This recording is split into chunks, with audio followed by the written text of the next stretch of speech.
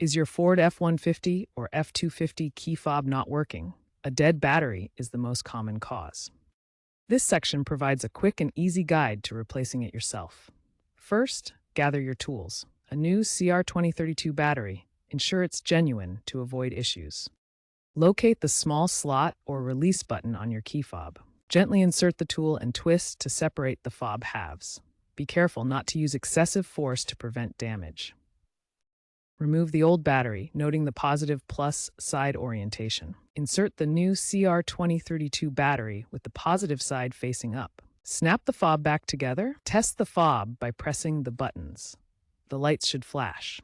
If it still doesn't work, check the battery orientation or consider the troubleshooting steps in the next section. This DIY fix can save you $50 to $100 compared to dealership service. What if your key fob still isn't working after battery replacement? First, ensure you've used a genuine CR2032 battery, as counterfeit batteries are a rising issue.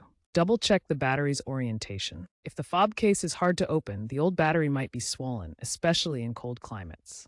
Apply even pressure around the edges when prying it open. If the remote still doesn't work, try cycling the vehicle's ignition or reprogramming the fob via the owner's manual. For 2023 plus models with advanced keyless entry, reprogramming at a dealership may be needed if the battery died while the vehicle was locked. Be aware that cold weather shortens battery life, and high-frequency use can also drain the battery faster. Consider smartphone-based keyless entry using FordPass as an alternative. Replacing your battery is a straightforward process, but should be done carefully to ensure you don't void any warranties.